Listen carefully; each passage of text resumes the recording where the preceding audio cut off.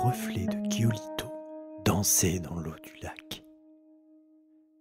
Il tapait des pieds, bougeait les bras, les poignets et les mains jusqu'au bout des doigts.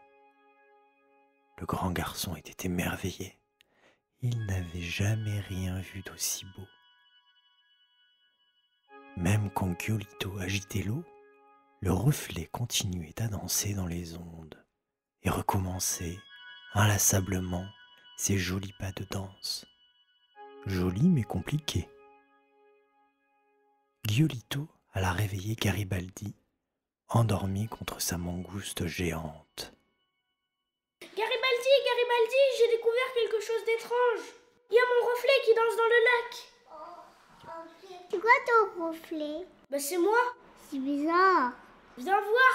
Ok, Giolito. Les deux enfants s'approchèrent tout doucement du bord du lac et se penchèrent en avant en même temps. Et leurs deux reflets leur sourirent et se mirent à danser la même danse, la même chorégraphie, exécutée en même temps. Garibaldi, je pense que le lac veut qu'on apprenne cette danse. J'ai remarqué qu'elle se répète, mais ça a l'air hyper dur. Ah oui, c'est hyper dur. Alors les deux garçons se mirent à s'entraîner. Le sol de marbre résonnait de bruits de talons, de souffles courts et de rigolades, car au début, les enfants n'y arrivaient pas tellement et se sentaient un peu ridicules. La pointe du pied, puis le talon, et on monte le bras droit et on descend le gauche en bougeant les doigts et les mains, et puis on tape avec les talons et on remonte le bras gauche et on tourne sur soi-même, et puis il faut taper dans ses mains, et puis on frappe ses genoux, son torse, ses mains et encore les pieds, et ça continue et ça continue. Cette danse va nous rendre fous. On dit fou, Giolito.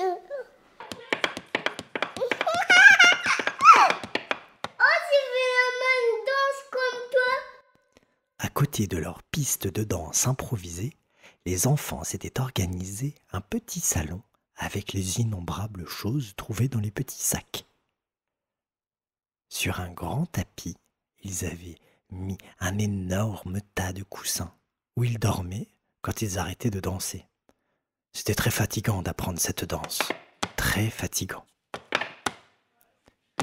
Mais ils s'accrochaient, ils travaillaient tous les deux. Et au matin du deuxième jour, ils se mirent face à face et commencèrent la danse.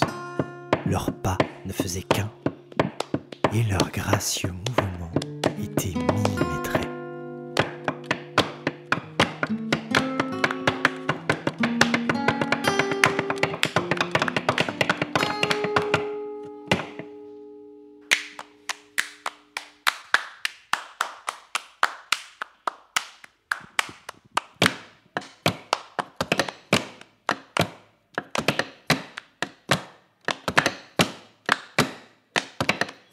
Et au dernier pas, un éclair déchira le ciel. Et une lourde pluie s'abattit sur la tête des bambins. Une pluie douce et tiède. Une eau qui ruisselait sur leur peau. Une douche divine. Ils avaient réussi. Ils savaient comment faire revenir la pluie au royaume du maïs.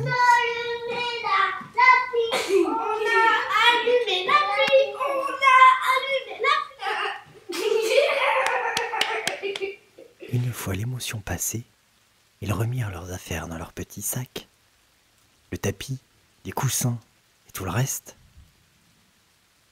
et se penchèrent au bord du lac pour remplir leurs gourdes afin de se préparer au long voyage de retour. Leur reflet leur faisait au revoir de la main. Ils rangèrent leurs gourdes, ils sautèrent sur le dos de leurs animaux géants.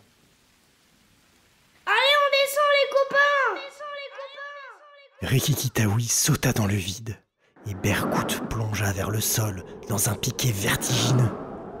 Les enfants fermaient les yeux et ne pouvaient pas crier car leur cœur était remonté dans leur gorge tant la chute était libre.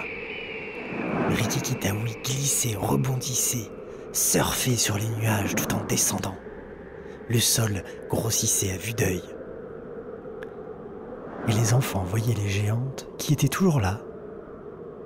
L'équipe se posa en bas de la falaise de marbre, à l'endroit même où ils avaient décollé quelques jours auparavant. Bonjour les enfants.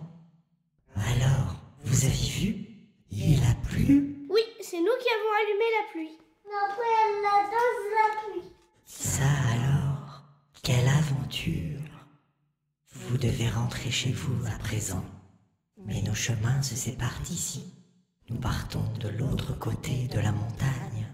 Mais comment va-t-on rentrer? Ce sont vos gentils petits animaux qui vous ramèneront. Ils seront géants encore quelques jours, coupés par le désert, et vous serez rentrés chez le roi Maïs avant la prochaine lune. Nous ne nous reverrons plus, Greta? C'est ma copine Rita Erind. Mais si, les enfants, il suffit de vous rendre à la chaussée des géants et d'allumer 1 et 2 et 3 petits feux. Et 1, et 2, et 3 petits feux. Et 1, et 2, et 3 petits feux. Voilà. C'est ainsi que commença le voyage de retour, installés sur leurs animaux géants qui couraient aussi vite que file le vent.